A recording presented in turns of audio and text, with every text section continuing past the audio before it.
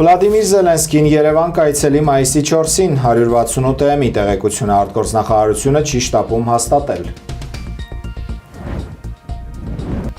Հրատապը դիմում է ուղարկվել ՅՈՒՆԵՍԿՕ Արցախի խորհրդանիշ Դեդո Բաբոյի արձանը ադրբեջանական վայրագությունից փրկելու համար։ Մոլորեցնող պնդում ԿՊԱ-ական պատգամավորից ցորենով բեռնված գնացքներ Ադրբեջանից ուղիղ Հայաստան չեն մտնում։ Իսրայելական բանակը 50,000 մարդու զգուշացրել է արագ դուրս գալ Լիբանանի հարավային 16 բնակավայրից։ Երևանում ժամը 19 է, բարի երեկո եւ բարի գալուս 21 TV սիրելի հայրենակիցներ, ուղիղ եթերում ձեր սիրելի հաղորդումն է, իրականում ու պարզ։ Տաղավարում են Դավիթ Գենջոյանը եւ Տարոն Կողլիկյանը։ Ողջույն հարգելի հեռուստադիտողներ, նախքան անոնցված թեմաներին անդրադառնալը հիշեցնեմ, որ մեզ նաեւ ուղիղ եթերով կարող եք դիտել 21 TV News-ի YouTube-յան ալիքում, 21 TV-ի Facebook-յան պաշտոնական էջում, ինչպես նաեւ կարող եք բաժանորդագրվել մեր մյուս հարթակներին, որպեսզի լինենք կապի մեջ։ Մայիսի 4-ին Ուկրաինայի նախագահ Վլադիմիր Զելենսկին կժամանի Երևան։ 168-ի այս տեղեկությունը ոչ հերքում, ոչ հաստատում է մեր արտգործնախարարությունը։ Զելենսկին Երևանում կմասնակցի եվրոպական քաղաքական համայնքի գագաթնաժողովին մոտ 50 եվրոպացի առաջնորդների հետ միասին։ Դավիթ Զելենսկու գալու մասին տեղեկությունները հավանաբար մինչև վերջին օրը չեն հերքվի կամ հաստատվի, քանի որ 2022-ի փետրվարից ռուս-ուկրաինական պատերազմի սկսվելուց հետո նրա շարժի մասին տեղեկությունները եւ աշխարհագրությունը ցանկացած բան չի գաղտնազերծվում մինչև վերջին պահը, իդեպ եւս մեկ հետաքրքիր փաստ Զելենսկու տեղաշարժի մասին միջազգային թռիչքների համար նա հաճախ օգտագործում է դաշնակից երկրների, մասնավորապես ԱՄՆ-ի կամ Մեծ Բրիտանիայի ռազմական օդանավերը, որոնք ունեն հակաօդային պաշտպանության համակարգեր եւ ուղեկցվում են կործանիչների կողմից եւ փաստ է, որ Զելենսկու հնարավոր այց Հայաստանի մայրաքաղաք բնականաբար դուրս չի գա մեր երկրի ռազմավարական դաշնակից Ռուսաստանին, վերլուծաբանները արդեն նկատել են, որ Զելենսկու այցը անհետևանք չի թողնի Ռուսաստան։ Ես այդքան չէի կարևորի Զելենսկի այցը, քանի որ վերջերս Ադրբեջանում էր, Ադրբեջանն էլ Ռուսաստանի հետ ռազմավարական բավական լավ հարաբերությունների մեջ է, այնտեղ նույնիսկ հնչեցին, որ պատրաստվում են ռազմական համագործակցություն կնքել, չլսեցինք նման կոշտ արձագանքներ եւ կարևորության մասին ասեմ, որ Կանադայի վարչապետն էլ է այցելելու, այսինքն նրանք ուղղակի այդ դելեգացիայի մասն են կազմելու, ոչ թե ուղիղ դիվանագիտական հարաբերությունների մասին է խոսքը։ Ես իհարկե համաձայն եմ քեզ հետ, որ սա Զելենսկու պաշտոնական այցը չի Հայաստան, այլ նա ուղղակի որպես հյուր գալիս է մեր երկիր, պարզապես այդ միջոցառմանը, միջազգային միջոցառմանը մասնակցելու, որը անցկացվում է մեր երկրում, բայց մյուս կողմից կա փաստ, որ Ուկրաինան եւ Ռուսաստանը 4 տարի շարունակ պատերազմում են, Ռուսաստանը դրա գլխավոր մեղավոր այդ պատերազմի համարում է Զելենսկուն եւ նրա թիմին եւ նրա վարած քաղաքականությանը, հակառուսական քաղաքականությանը, պրոարևմտյան քաղաքականությանը եւ նաեւ գիտենք, որ Ռուսաստանի եւ Հայաստանի հարաբերությունները ամենալավ վիճակում չեն, ամենալավ օրերը չեն ապրում այս փուլում եւ բնականաբար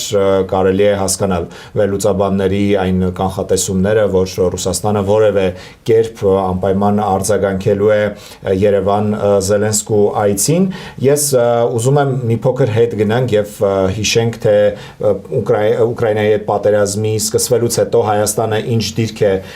բռնել, մասնավորապես 2023 թվականին Նիկոլ Փաշինյանը հայտարարել էր, որ Ուկրաինայի հետ պատերազմում Հայաստանը Ռուսաստանի դաշնակիցը չէ եւ նաեւ գիտենք, որ Երևանը Կիև ուղարկել ուղարկել է հումանիտար օգնություն 2023 թվականին, եթե չեմ սխալվում, մասնավորապես այդ հումանիտար օգնությունը դեղորայք ու բժշկական սարքեր էր, նաև Նիկոլ Փաշինյանի կինը Աննա Հակոբյանն էր մեկնել Կիև հանդիպել այդ թվում Զելենսկու հետ եւ այդ այցը դեպ Ռուսաստանի փոխարտգործնախարար Գալուզինը անվանել էր ցուցադրական, նրանք նաև քննադատել էին Հայաստանի խորհրդանի եւ Ուկրաինայի Ռադայի ղեկավարի հանդիպումը։ Մենք նաև գիտենք, որ 2023-ի հոկտեմբերին ընդամենը օրեր անց Արցախի վերջնական հայաթափումից եւ օկուպացիայից Գրանադայում Նիկոլ Փաշինյանը եւ Զելենսկին ոտքի վրա զրուցել էին այդ լուսանկարները այդ հանդիպման մենք քիչ առաջ դիտում էինք էկրանին եւ հիմա էլ այդ լուսանկարները էկրանին են, բայց որքան էլ որ Հայաստանը ինքնիշխան պետություն է եւ իր սեփական արտաքին քաղաքականությունն է վարում այդ թվում Ուկրաինայի հետ, բայց մենք միևնույն է այդ երկրին մի շարք հարցեր այնուամենայնիվ ունենք, մասնավորապես 44-օրյա պատերազմի վերաբերյալ եւ դրանից հետո նրա վերաբերմունքի։ Շատ ճիշտ ես նկատում Տարոն, որովհետեւ մենք ավելի շատ պատճառներ ունենք, որ քննադատենք նման այցը, կարող ենք հիշել 44-օրյա պատերազմի ընթացքում եւ դրանից հետո Ուկրաինայում տեղադրված այդ պաստառները ուղղված Ադրբեջանին եւ Իլհամ Ալիևին հենց ուղղված եւ նույնիսկ ֆոսֆորային զենքի օգտագործումը, որ Ուկրաինայի անմիջական մասնակցությամբ էր տեղի ունեցել, այսինքն Ուկրաինան էր փոխանցել, այսինքն մենք մեր պատճառները ունենք դժգոհելու, նախքան մտածելու մեր մյուս դաշնակից երկրների մասին։ Այո, բնականաբար եւ նաեւ ես հիշում եմ 2022 թվականին, երբ Ադրբեջանը Արցախյան բնակավայրերի վրա այսպես սադրանք էր ռազմական կազմակերպել, Ուկրաինայի Ռադան թվիթում գրել էր, որ Ադրբեջանը հարձակվել է Լեռնային Ղարաբաղի վրա այն պահին, երբ այնտեղից ուրեմն ռուս խաղաղապահների մի մասը դուրս է եկել, մասնավորապես այդ ընթացքում տեղեկություններ կային, որ Ռուսաստանի գործերը ռազմաճակատում լավ չեն եւ Արցախից մի խումբ ուրեմն խաղաղապահների տեղափոխել է ռուս-ուկրաինական ճակատ, հետո իհարկե այդ թվիթը հեռացվեց Ռադայի էջից, բայց միևնույնն է, ինչպես ասում են, հետևանքները եւ նստվածքը մնաց ու բնականաբար այն իրավիճակը, որում մենք հիմա շարունակում ենք լինել, այդ թեման նույնպես մեզ հետաքրքրում է դեռ օրակարգում է, այսպես կարող ենք ասել, եւ անպայման դրա շուրջ նույնպես կարծում եմ, որ քննարկումներ պետք է լինեն Ուկրաինայի հետ, թե ինչու է նա պատերազմի ժամանակ բռնել այդ դիրքը, մասնավորապես պրոադրբեջանական դիրքը, միևնույն ժամանակ իհարկե հասկանալի է նրանց համագործակցության եւ ընդհանրապես առևտրաշրջանառության ծավալները, ռազմական առևտրի ծավալները, հասկանալի է թե ինչու է Զելենսկին Ալիևի այսպես հաղթանակը նաեւ իր սեփական հաղթանակը ներկայացնում Կիևի փողոցներում բացելով այդ մեծ պաստառները։ Նաև հասկանալի է այցի նպատակը դա եվրոպական երկրների հետ հարաբերությունները բարելավելու քայլ է, որովհետև ուկրաինական հարցը բավական կոշտ դրված է հենց արևմտյան երկրների քաղաքականության մեջ եւ կարելի է դիտարկել հենց այդ ուղերձով։ Այո, ես նաև ուզում եմ այստեղ հիշեցնել, որ Ուկրաինայում մինչև պատերազմը տարբեր հաշվարկներով մոտ 350,000 հայեր ապրում, հիմա մենք դեռ այս պահին հայտնի չէ, թե քանիսն են նրանցից մնացել Ուկրաինա, մենք ինքներս էլ գիտենք, որ շատ մեր հայրենակիցներ հենց Հայաստան են տեղափոխվել այդ պատերազմի սկսելուց հետո, մի մասը տեղափոխվել է Ռուսաստան, մի որոշ մասը նաև Եվրոպա եւ Միացյալ Նահանգներ, այդ թվում նաև Կանադա, այսինքն այնտեղ էլ հայկական մեծ համայնք են ունեցել եւ այսինքն նրանց հետաքրքրություններն ու շահերը նույնպես չպետք է անտեսենք։ Այո, միանշանակ հենց այդ պատերազմին էլ մեր հայրենակիցները երկու կողմից էլ մասնակցում են, որովհետև համարում են իրենց հայրենիքի մաս, որտեղ նրանք ծնվել եւ մեծացել են, բնականաբար հասկանալի է այդ ամենը։ Եվ ինչ վերաբերում է Զելենսկու ընդհանրապես տարածաշրջան այցին, հիշեցնենք, որ նա ընդամենը շաբաթներ առաջ Ադրբեջանում էր եւ մասնավորապես քննարկում էին ինքն ու Ալիևը ռազմական համագործակցությունը եւ ռուսական մեդիաները ես հետեւում եմ ընդամենը նրա այցից հենց այդ լուրն էին տվել, որ Բաքվում Զելենսկին ու Ալիևը պայմանավորվել են ռազմական հնարավոր համագործակցության մասին եւ նաեւ խոսվում է, որ Զելենսկին գնա Թուրքիա, որտեղ պետք է տեղի ունենա ՆԱՏՕ-ի գագաթնաժողովը։ Այո, այսինքն կարելի է ենթադրել, որ տարածաշրջանային այց է Ուկրաինայի նախագահի համար եվրոպացի իր գործընկերների հետ միասին արդեն այստեղ։ Այո, եւ նորից նշենք, որ 168-ի հրապարակած այս տեղեկությունը հնարավոր այցի մասին Զելենսկու դեռևս պաշտոնապես չի հաստատվել եւ հավանաբար, ինչպես արդեն ամենասկզբում էլ նշեցինք, հավանաբար միջև նրա ժամանելը Երևան, միջև մայիսի 4-ը որևէ հստակ ինֆորմացիա չենք ունենա Զելենսկին գալու է թե ոչ։ Անցնենք առաջ եւ հաջորդ թեման։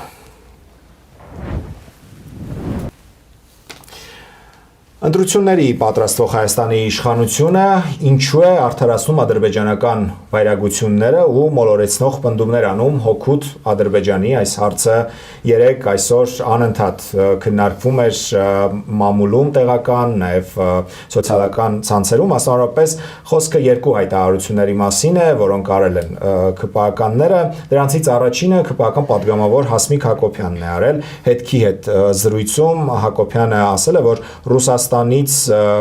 Ռուսաստանի կողմից Լարսի հնարավոր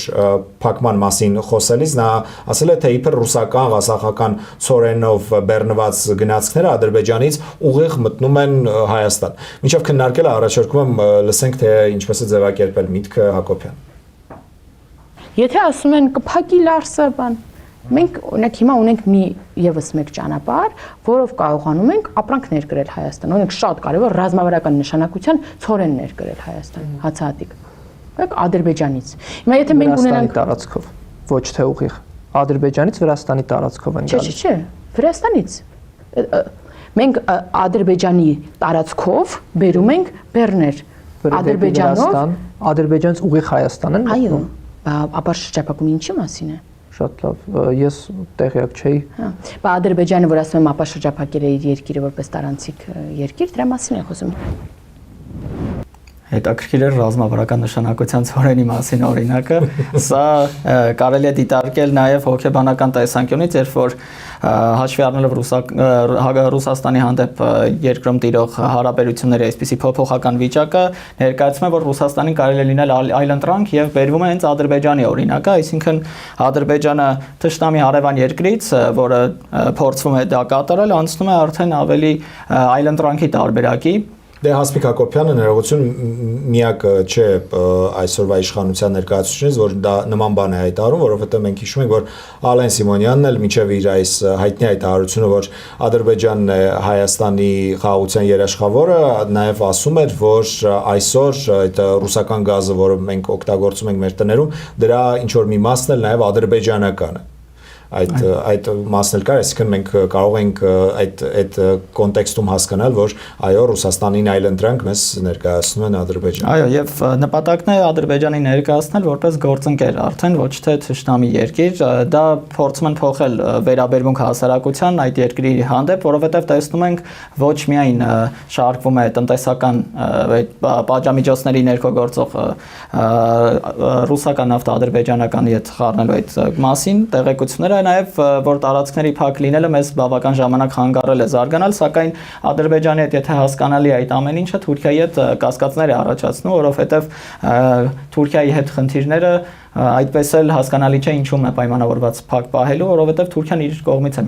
միակողմանի փակել դա փորձ է արվում ազգային ողբերգությունը ներկայացնել որպես տեխնիկական եւ կենցաղային խնդիր, այդպիսով արժե զրկել այդ խնդրի կարևորությունը, որը բավական վտանգավոր է,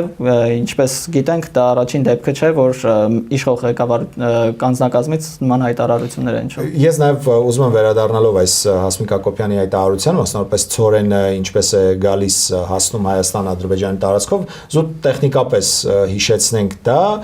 մասնավորապես ցորենը հասնում է Ադրբեջան, այնտեղից ադրբեջանական ուրեմն գնացքը գալիս է հասնում է Վրաստան, դա տեղափոխվում է վրացական երկաթուղի եւ որն ստեղծվել ռուսական երկաթուղի, որը գալիս է դեպի Հայաստան, հարավկովկասյան երկաթուղին եւ այնտեղից էլ Վրաստանի տարածքով մտնում է Հայաստան, այսինքն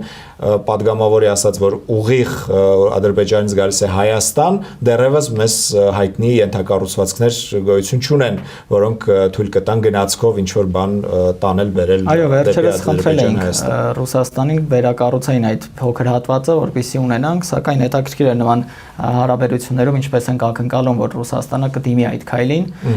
Հիշենք նաև, որ երրորդ երկրին փոխանցելու մասին տեղ խոսույթ կար նույնիսկ, սակայն այդ մասին կարծես թե լռեցին Ռուսաստան այցից հետո։ Հետաքրքիր է այս նման քաղաքականությունը, որովհետև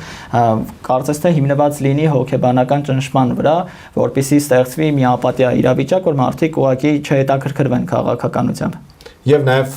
այդ հակառուսական թեզերը, որ շատ ակտիվ այսպես տարածվում են, այդ թվում նաև քաղաքացիական պայմանագիր խմբակցության падգամավորների կողմից, այսպես իսկապես դա հասնի հասարակության այն տեսքով, որ Ռուսաստանին Հայաստանը ունի այլընտրանք, այդ թվում Ադրբեջանը առաջին հերթին, որը ունի գազ, կարող է նաև մեծ ռազմավարական նշանակության այդ ծորենը բերել իր տարածքով, այնպես որ եթե Լարսը փակվի, մեծ ողբերգություն ըստ քրեականների տեղի չունենա։ Եվ երկրորդ հայտարարության մասին եմ ես ուզում խոսենք, Արսեն Թորոսյանը, քաղաքացիական պայմանագիր կուսակցության անդամ, աշխատանքի եւ սոցիալական հարցերի նախարարը, երեք հանրային հեռուստաընկերության եթերում խոսելով Արցախում ադրբեջանական վայրագությունների մասին, հայկական հուշակոթողները, մասնավորապես Ստեփանակերտի մայր տաճարը, հայկական երկրորդ ամենամեծ եկեղեցին հողին հավասարեցնելու մասին, ըստ էության Թորոսյանը արդարացնում էր Ադրբեջանի այդ գործողությունները, հայտարարելով, որ դրանք դա Ադրբեջանի տարածքն է եւ նա ըստ էության ինչ կուզի այնտեղ էլ կարող է անել, առաջարկում եմ լսենք։ Մենք հայտարարել ենք մի բան, որ մեր համար եւ մեր ժողովրդի համար եւ մենք դա շարունակելու ենք, Ղարաբաղյան շարժումը փակված է։ Ինչ կապ ունի դա դրա հետ։ Ուղիղ կապ ունի։ Եթե դու անում ես գործողություններ, որոնցով վերակենդանացնում ես Ղարաբաղյան շարժումը, դրանից բխող կոնֆլիկտային տրամաբանությամբ, որտեղ դա կոնֆլիկտի սրում է նշանակում։ Ինչու՞։ Որովհետեւ դա ինչ կոնֆլիկտի սրում է։ Որովհետեւ իր ինքնիշխան տարածքում նույնիսկ որևէ երկրի ինքնիշխան տարածքում Հայաստանի եկեղեցի չպետք է քանդեն։ Դա Հայաստանի Հանրապետությանը, ուղիղ Հայաստանի Հանրապետության, Հայաստանի Հանրապետության ապրող ժողովրդին ու Հայաստանի Հանրապետության քաղաքացի ինչա տալու։ Ցավալի է, շատ ցավալի է, ցանկացած տեղ դա կլինի Ստեփանակերտում, թե ասենք Մումբայում, հա, եթե հայկական ժառանգության որևէ կոթող ոչնչացվում է։ Պարոն Թորոսյան, տարօրինակ խաղաղությունը, երբ որ քո եկեղեցին քանդում են։ Եկեղեցին շատ վատ է, որ քանդում են, բայց խաղաղությունը հաստատված հասկանում եք, մենք դա տեսնում ենք իրական կյանքում, մեր սահմանների վրա չկան կրակոցներ։ Այսինքն եթե մենք ասենք Ադրբեջանը ինչի է մեր եկեղեցին քանդում, նա սկսելու է կրակել։ Մենք որևէ կոնֆլիկտային տրամաբանության մեջ չպետք է մտնենք մեր հարևանների հետ եւ այդ հաստատված խաղաղությանը կասկածի տակ չդնենք։ Ոչ մի կոնֆլիկտի մեջ պետք չի մտնել, պարզապես պետք է ասել ինչու է քանդում մեր մշակութային ժառանգությունը։ Ուր է այդտեղ կոնֆլիկտ։ Ասեցինք ինչու է քանդում մեր ժառանգությունը։ Հետո պատասխանեն։ Պատասխանում են, ասում են լավ ենք անում։ Դե կներեք։ Ինչ։ Դա չեղավ խաղաղություն։ Չէ, դա եղավ խաղաղություն, որտեղ խաղաղությունը փոխադարձ հարգանքի եւ վստահության վրա չի հիմնվում։ Փոխադարձ հարգանքը եւ վստահությունը կառուցվում է դաժան, դժվար աշխատանքով։ Մենք ունենք օգտվում ենք արդեն իրենց երկաթուղիներից, շուտով կլինի տրիպի մեկնարկը, մենք ինչ ենք ուզում ուրիշ տեղ գնանք, էլի մեր խոսակցությունը։ Մեզ տանում են այնտեղ։ Չէ, մենք չպետք է թույլ տանք, որ մեզ տանեն այնտեղ, հասկանում եք։ Իրանք կարան շատ բան անեն իրանց տարածքում։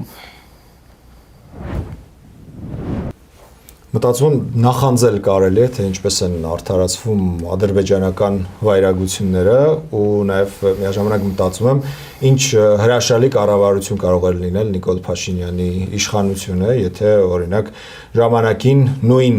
ջանասիրությամբ ու նույն ջանքերով նրանք աշխարհին բացատրեին, թե ինչու Արցախը չի կարող լինել Ադրբեջանի մաս։ Նման քաղաքականությունը բավական վտանգավոր է, որովհետև ինչպես նշեցի, բավական քաղաքական կամք չունենալը եւ քաղաքական ծուլությունը մենք վերագրում ենք պատերազմի կոչով կամ, չգիտեմ, տարբեր տերմիններով։ Նման լռությունը կարող է կանաչ լույս տալ լեգիտիմացնելու նման գործողությունները, այսինքն եթե դու լռում ես որևէ կերպ չես արձագանքում, հակառակորդին դա լինում է ազդակ, որ կարելի է շարունակել։ Կան մի շարք այլ վտանգներ, որոնցից ամենակարևորը ինքնության էրոզիան է։ Մշակութային արժեքների ոչնչացումը բնական համարելը դարձնում է այդ գործողությունները բնականon եւ խալխլում է այդ հիմնարար կետը, որը պետության հենց կառուցվածքի ամենակարևոր կետն է, իսկ ամփոփելով կարելի է հասկանալ, որ սա կարծես այս քաղաքականությունը գոյատևման ռազմավարություն է, կարճաժամկետ խնդիրներ լուծելու համար գնում ենք այնպիսի զիջումների, որոնք անդառնալի են եւ նման ինքնանվաստացման ճանապարհով հնարավոր է հասնել տևական հարց է առաջանում, հնարավոր է հասնել տևական խաղաղության, եթե արմատը չի լուծվում, այսինքն խնդիրը չի լուծվում, բայց տրվում է ինչ-որ լղոզված պատասխաններ։ Հիմա մեր մեջ կա կոնֆլիկտային իրավիճակ երկու երկրների միջև, հիմքը չի լուծվում եւ ուղղակի արդարացվում է, չգիտեմ, հնարավոր է ըստ քեզ հասնել նման կերպ խաղաղության։ Ես վստահաբար գիտեմ, որ դա հնարավոր չէ, անգամ կենցաղային մակարդակում դա մեզ համար բոլորիս համար պարզ է, երբ կենցաղում որևէ մեկի հետ ունես ինչ որ հարց չփակված եւ ինչքան տարիներ անցնում են ու այդ հարցը չի փակվում, այնքան ավելի ու ավելի դժվար է պատկերացնում այդ մարդու հետ քո հարաբերությունների շարունակությունը, քո բարեկամությունը, մտերմությունը ու այս դեպքում էլ եթե դուք մինչև վերջ ինչպես դու ես ասում արմատին չեք հասել ու այդ արմատից սկսած բոլոր հարցերին չունեք պատասխաններ եւ դու ուղակի աչքերդ փակել ես, որոշել ես ոչինչ չտեսնել, չլսել ու չխոսել, միայն ասել որ ես գնում եմ խաղաղության եւ դրա դիմաց դու անընդհատ տեսնում ես բռնություն, անընդհատ տեսնում ես մշակութային ցեղասպանություն, քո հետքերի ոչնչացում, դու միևնույնն է ասում ես, չէ, եկեք չմտածենք դրա մասին, գնանք խաղաղության։ Ես բնականաբար այս տրամաբանությունը ոչ մի կերպ չեմ կարող հասկանալ ոչ մի իրավիճակում, բայց միևնույն ժամանակ մենք եթերից առաջ Դավիթ խոսում ենք, թե Հայաստանի հասարակությունը որպես հավաքական հանրություն ինչպես պետք է արձագանքի, ընդհանրապես պետք է արձագանքի նման հայտարարություններին, որոնք անում են քաղաքական գործիչները կամ նման լուրերին, որոնք որ մենք ստանում ենք Արցախից մեր հերթական կարևոր մշակութային հետքերից մեկը ոչնչացվում է, մենք ընդհանրապես ինչ կարող ենք որպես շարքային քաղաքացիներ անել այս դեպքում։ Սկզբում անդրադառնամ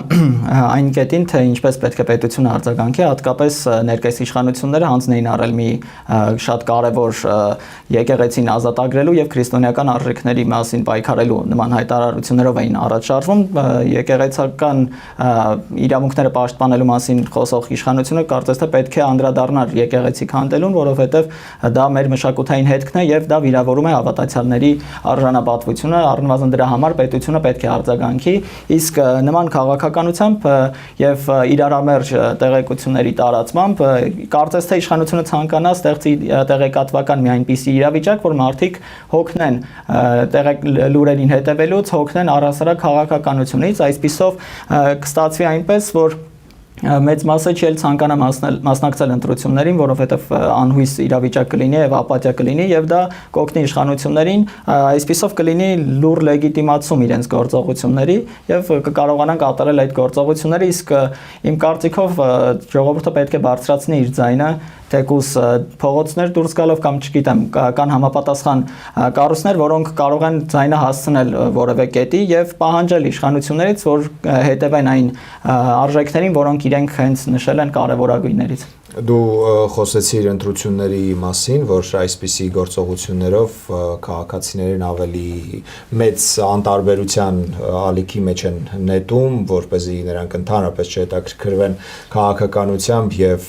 ընտրական ակտիվությունն էլ քիչ լինի, ստացվում է, որ նորից ընդդիմության դաշտում է գնդակը եւ նրանք պետք է նաեւ այս թեմաներին շատ ակտիվ արձագանքեն եւ իրենց ընտրազանգվածին ու նաեւ այդ անտարբեր հատվածին չկողմնորոշված հատվածին արթնացնելու փորձեր անեն ու նաեւ նրանց միջոցով կարողանան ինչպես ասում են, ստանալ մի այնպիսի արդյունք, որ Հայաստանում ձևավորվի իշխանություն, որը չասի, որ դե ոչինչ, դա նրանց տարածքն է, ինչ ուզեն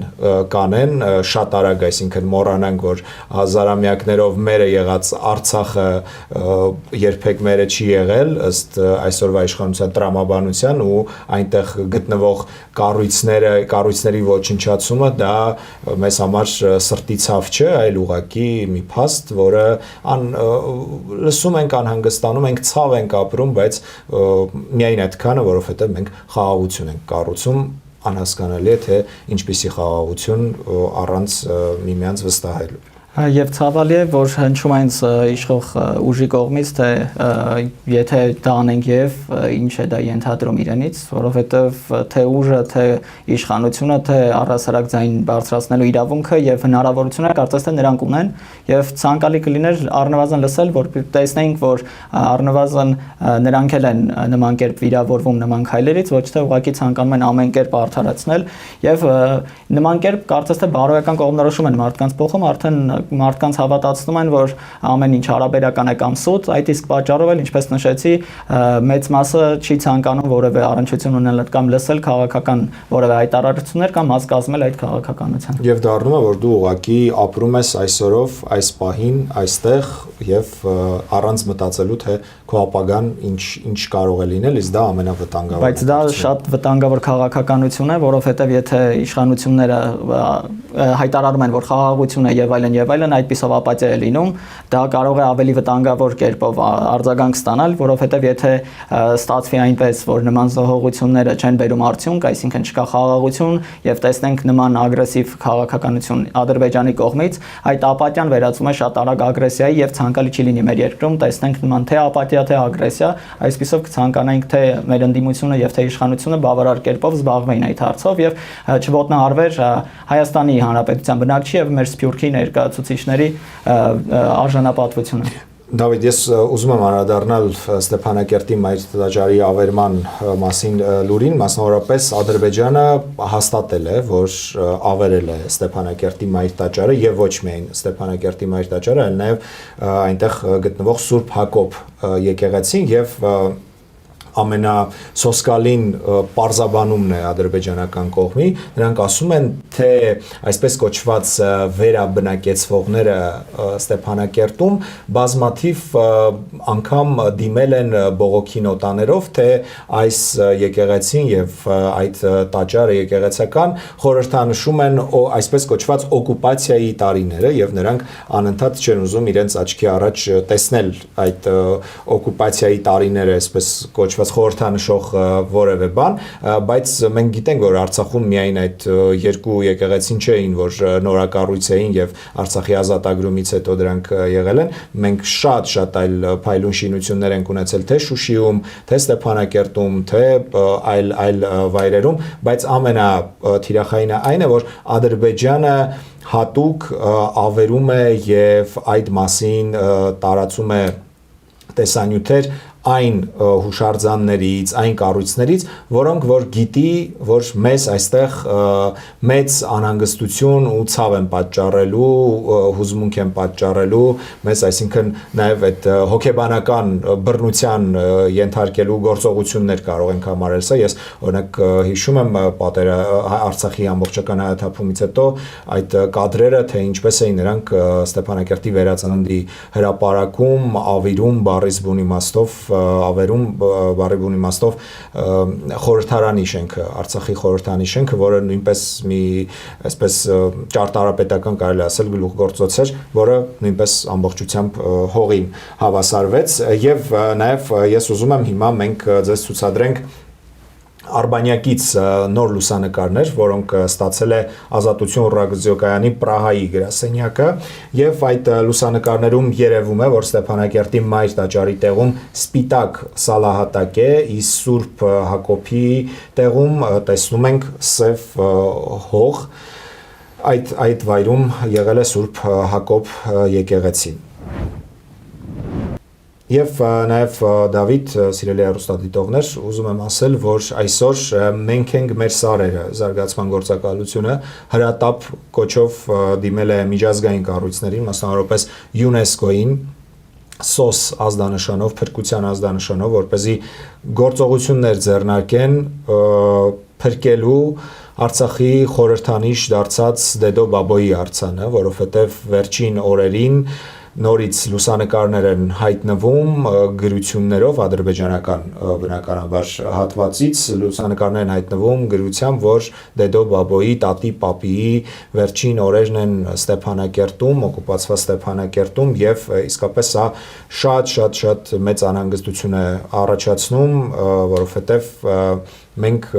բոլորս Արցախը առաջին հերթին կարծես թե մեր մտքերում, մեր պատկերներում Դեդո Բաբոն է Ղազանչեցոց եկեղեցին, որը իդեպ կարծես թե գրեթե արդեն մզկիթի է վերածվել եւ եթե այս հուշարձանն էլ ավերվի, ուղղակի արդեն դժվար է արդարացում գտնել Ադրբեջանի հետ խաղաղության մասին թեզերը պաշտպանելու կամ դրանց մասին խոսելու համար։ Ես այդքան լավատեսական չեմ դրամադրված, որովհետև ունենք մեր առաջ Նախիջևանի օրինակը եւ ունենք Թուրքիայի օրինակը, որ հայելային է կարծես թե Ադրբեջանը 1995 թվականին էլ Նախիջևանում մեր եկեղեցիները վերացրեց եւ նշեց, որ դա արվել է հավատացյալների նման պահանջով լղոզված կերպով եւ Թուրքիայում էլ տեսնում ենք մինչ օրս կարողանում են հայկական հետքը հաջող կերպով կամ մատնել անուշադրության կամ կարողանում են ոչնչացնել հայտարարելով, որ նրանք օրինակ չեն համապատասխանում կամ արդեն վթարային վիճակում էին գտնվում, ցանկալի չէր լինի նման պատկեր տեսնել Արցախի տարածքում նույնպես։ Շարժենք առաջ, մեր հաջորդ թեման։ Իսրայելի բանակը 50,000 մարդու Լիբանանի հարավային տարածքում, որտեղ 16 բնակավայրում են այդ մարդիկ բնակվում, հայտարարել է, որ պետք է շուտապույտ լքեն այդ տարածքները։ Իսրայելի պաշտպանական բանակն է այս ամենը հայտարարել, զարմանալի է, որտեղ են այդ պաշտպանական բառը գտել, ինչպես տեսանք վերջին ժամանակները շատ անգամ ավելի հարձակում է իրականացնում։ Հիշեցնեմ, որ նախքան դա ավելի շատ տարածքներ նրանք օկուպացրել են հարավային Լիբանանում, այսպես կոչված տեղին գիծ են նրանք անվանում այս տարածքները, դա Իսրայելի անվտանգության համար կարևորագույն օղակ են ներկայացնում։ Հիշեցնեմ, որ այս հակամարտությունը ավելի սրվեց 2026 թվականի մարտից, այդ ժամանակ Լիբանանը միջամտեց ԱՄՆ-Իրան-Իսրայել Իրան հակամարտությանը, որտեղ Այաթոլլա Ալի Խամենեի սպանությունից հետո Հեզբոլլա շարժումը շիական Լիբանանում գտնվող արձագանքեց եւ հրթիռակոծեց Իսրայելի հարակից տարածքները, դրանից հետո սկսվեց արդեն հակամարտությունը, չնայած նրան, որ Միացյալ Նահանգների միջնորդությամբ կնքվել է զինադադար, այն բազմիցս խախտվում է երկու կողմերի մասնակցությամբ եւ կարևոր կետերից եւ դրդապատճառներից նշեմ այդ հակամարտության ամենակարևոր կետը Իրանի գործոնն է, որովհետեւ Հեզբոլլահը Իրանի այդ դիմադրության ճակատի ամենակարևոր եւ ուժեղ կետերից է եւ ամենաշատ կենտրոնացումը զինյալների եւ հոգեվոր ղեկավարների հենց Հեզբոլլահի ճարքերում է։ Իրանի գործոնը հաշվի առնելով Իսրայելը ցանկանում է վերջնականապես այնտեղ հասնել հաջողության եւ կազմալուծել, որովհետեւ Հեզբոլլահը այժմ թվում է ավելի հզոր է, քան Լիբանան պետությունը, ավելի շատ ռեսուրս ունի եւ մարտունակ բանակ ունի՝ ի տարբերություն Լիբանանի։ Իսրայելի ռազմական նպատակները հետապնդում Հեզբոլլահի զինաթափումից հետո իր տնտեսական նաև շահերը այնտեղ հետապնդել, որովհետև Լիբանանում կա ծովային տարածքում գազ եւ ցանկանում է Լիբանանը կախված պահել իրենից եւ վտանգ որ չսպառնա։ Հիշեցնեմ, որ այդ ամբողջ դիմադրության օղակը իր մեջ ներառում էր Սիրիան, հութիները Եմենի, Իրաքը եւ Իրանը։ Սիրիայի հարցերը կարծես թե ավելի ժամանակ առաջ կարողացան լուծել։ Իրաքում այս կռվի ժամանակ տեսանք, որ կարողանում են դեռ պայքարել, դեռ չեն կարողացել վերացնել եւ Եմենի հութիները ինչպես միշտ նրանք ակտիվ են, այսինքն Հեզբոլլահին թուլացնելով Իսրայելը նպատակ է հետապնդում առասարակ թուլացնել իր շուրջ այդ օղակը եւ կարողանալ արդեն հարցերը լուծել Իրանի հետ։ Դա է գլխավոր նպատակը Իսրայելի, այդ իսկ պատճառով են այս ամենը տեղի ունենում։ Հիշեցնեմ, որ այս մարտի 2-ից սկսված հակամարտությունից հետո Լիբանանում զոհերի թիվը հասել է 500-ի եւ առնվազն 170 երեխաներ են եղել եւ 250-ից ավելը կանայք, վերավորների թիվը հասել է գրեթե 8000-ի, բավական արյունալի այդ բախումները, ոչ միայն հարավային Լիբանանն է հրթիռակոծում, այլ նաեւ Բեյրութ քաղաքը եւ այդ բարձունքները ձեռք բերելով գրավելով ցանկանում է արդեն Իսրայելը դիտարկել եւ իր տարածքում վերցնել այն հատվածները, որոնք դիտարկում են օրինակ Բեյրութ, Դամասկոս մայրուղին եւ այլ կարևոր նշանակության ճանապարհներ, ցանկանում է ամբողջը վերահսկել տարածաշրջանը։ Դավիթ, մենք այս տաղավարում խոսել էինք, որ նրանք բանակցությունների էին, կարծես թե Լիբանանի իշխանությունները եւ Իսրայելի իշխանությունները բանակցությունների էին նստել, քննարկել, իհարկե Հեզբոլահը չէր ողջունել որևէ բանակցություն Իսրայելի հետ եւ որևէ այսպես կոչված խաղաղության համաձայնագիր, որը ի դեպ պատրաստ էր Լիբանանի իշխանությունը ստորագրել, նրանց նախագահ Աունը մեկ անգամ չէ որ դրա մասին հայտարարել է, որ իրենք իսկապես ցանկանում են Լիբանանի հետ խաղաղություն կնքել, բայց այստեղ մենք խոսել ենք, որ Հեզբոլահի գործոնը շատ կարևոր է եւ առանցքային է եւ կարծես թե հենց նրանց խոսքից է կախված այդ հակամարտությունը կավարտվի թե չէ, ինչքան կարող է շարունակվել արդյոք Լիբանանը կարող է արժանանալ Գազայի ճակատագրին եւ ամբողջությամբ այսպես ուղղակի ամբողջությամբ օկուպացվել, ինչպես որ դա եղավ Գազայում։ Ինչպես նշեցի, դեղին գծի այդ քաղաքականությունը Գազայում հենց փորձված քաղաքականությունն է Իսրայելի, այնտեղ նրանք գծում են ինչպես իրենք ցանկանան այդ գծերը, որ այդտեղից այն կողմ իրավունք չունեն այդտեղի բնակիչները առաջանալ, օկուպացնում են այդ հատվածը եւ եթե ինչ-որ խախտումներ են լինում, դա հնարավորություն է տալիս ռազմական գործողություններ սկսել եւ լեգիտիմացնել այդ ամենը, հայտարարել, որ պատերազմական գործողություն հակառակորդն է իրականացրել, ցավալին այն է, որ հարավային Լիբանանի այդ հատվածում արդեն 1.2 միլիոն մարդ, 1.200.000 մարդ արդեն լքել է իր բնակավայրը, մեծ մասը տեղափոխվել է Սիրիա եւ մնացածը արդեն տարբեր երկրներ են տեղափոխվել, որը շատ ցավալի է, դա գրեթե 20%-ն է բնակչության առհասարակ, բավական մեծ թիվ է եւ Իսրայելի նման քաղաքականությունը նոր չէ, նա բազմիցս արաբա-իսրայելյան հակամարտությունների ժամանակ կիրառել է դա Եգիպտոսում Սինայի թերակղզին էր վերցրել, Սիրիայում եւ առհասարակ դա նրանց ստուգված քաղաքականությունն է ստա եւ նրանք բավական լավ օգտագործում եւ կիրառում են դա։ Հիշեցնեմ, որ Հեզբոլահը, այո, ինչպես նշեցի, շատ հզոր է, ավելի վաղ նշվում էր մոտ 120,000 կամ 100,000 զինյալների մասին հատուկ պատրաստված, այժմ նշվում է առնվազն 50,000 ակտիվ զինյալների մասին եւ մինչեւ 50,000 պահեստազորային զինվորների մասին եւ նրանցից 5,000-ը այդ ռադվան ստորաբաժանումն է, որը առավել լավ պատրաստվածն է։ Հեզբոլահը բավական դժվար է հասկանալ իրենց ռազմական ուժը, որովհետեւ նրանք էլ ինչպես Գազայում Համաս խմբավորումներ օգտագործում, թունելային համակարգերն էլ լավ օգտագործում եւ հայտնի չէ թե ինչ սպառազինություն ունի եւ որքան հնարավոր է նա դեռ